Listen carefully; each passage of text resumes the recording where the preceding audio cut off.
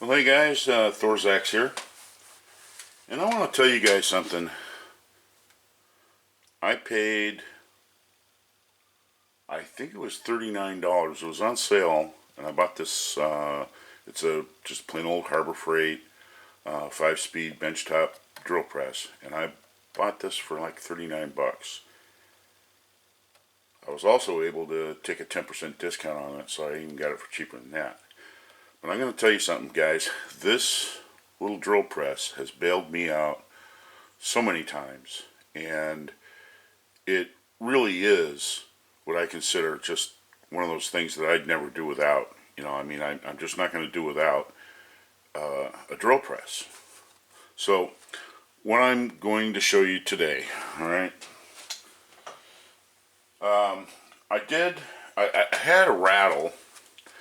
Okay, I had a rattle that was going on with my motorcycle, and what I did is I started going around checking all the points of contact that all the other brackets had, and what I noticed is on this is a case saver bar, all right.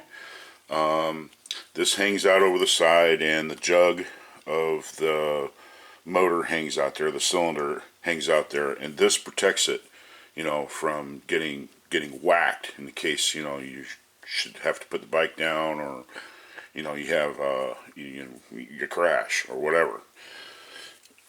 Anyway, this bracket has been on there for 45 years. So anyway, what happened is that they used these cinch brackets, okay, and what it is, okay, yeah, here's the cinch bracket, okay. This goes on the frame, okay, and on the frame as it comes up, okay, your exhaust pipe comes out like so, and then the frame comes up like that. This goes on the frame, and then this bolt here bolts into this bracket. Okay, this threaded portion of the crash bar. Well, what happened was that bracket was loose, and when I reached down to go ahead and tighten it, it snapped off. And I mean, it snapped off flush. It snapped off flush with the end of the boss right here. And that end of the bolt was so crystallized and hard, even center punching it wasn't enough. I mean, it would not even make a dent in that thing, because it's a hardened bolt anyway. So anyway, I had to resort to other means. So what I did is I hooked up my trusty dusty little drill press here, and I used a vertical, I turned the table on vertical, on 0, and then I used a clamp to clamp it in place, and then what I did is I used the drill press to drill a starter hole into that broken off stud, or I mean that broken off end of the bolt, and it was broken completely off right here. I mean, I filed it off with a with a file to make sure it was flat, and then I used the machine here with a very small drill at first to get the pilot hole going, and then I fed it down through until I was all the way down through the broken off end of that bolt, and then I stepped up the drill sizes until I got to an area where I was going to go ahead and use an easy out.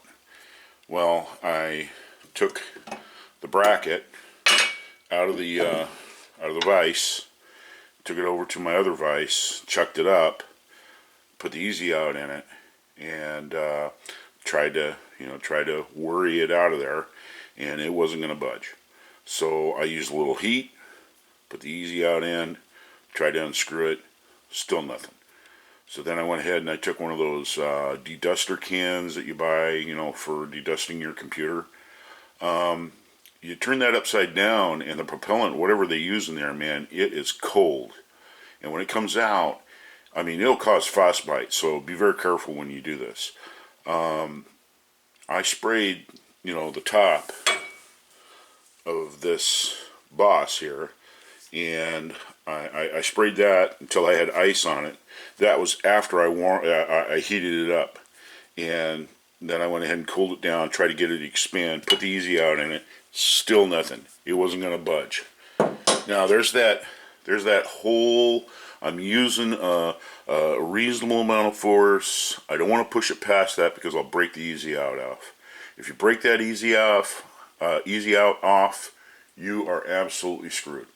Okay, then the whole game changes after that. Now you're looking at machining. You're looking at all kinds of other stuff. You're looking at, having a machine shop take, a diamond bit, boring that out.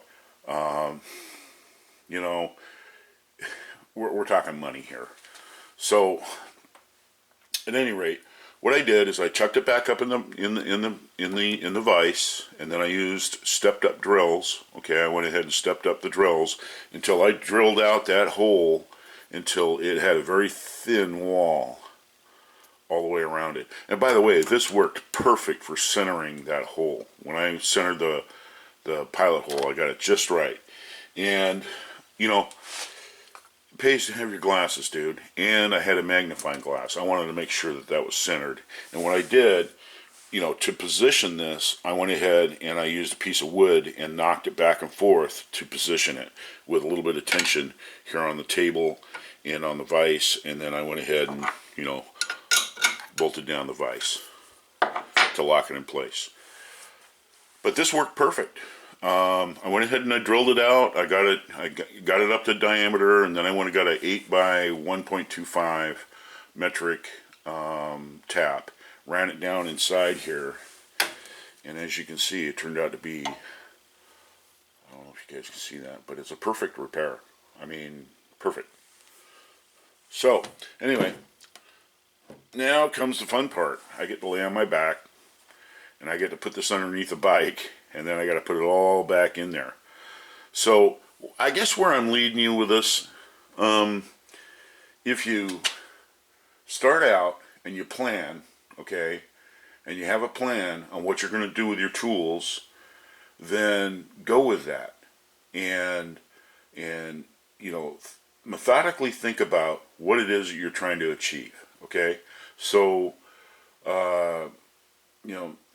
if you have tools like this, now I've had an awful lot of experience with a drill press. I mean, one of my jobs when I was first starting out in the working world was working with a drill press, and we used to have to make these precision holes. We used to have to bore out through a regulator cap through the stainless steel adjustment screw so that we can go ahead and lock wire that in place. And we had to use very small drill bits for that, cobalt drill bits, because they were stainless. The thing that we were going through was stainless. And man, I'll tell you what, one little bit of too much pressure on it, you'd snap that thing off, and then you were screwed. So at any rate, so I've had an awful lot of experience with a drill press. This isn't quite as precise as the drill press that I used, but this does well enough to do the job and do the machining, and using the machine and getting the results you want. So come up with a plan. Think about what you're going to do, and make sure that you have it in your head step by step how you're going to do it. And you can do a very nice job just like this with just a simple tool. You don't have to go out and buy a very expensive drill press in order to do something like this. But man, I'll tell you what, this thing has saved my hide so many times. It's come in so handy for precision drilling. It's great. It's just absolutely great. So anyway, this is Thorzax. I wanted to share that with you. I'm going to go ahead and start putting my bike back together. So anyway, until the next video, we will see you later.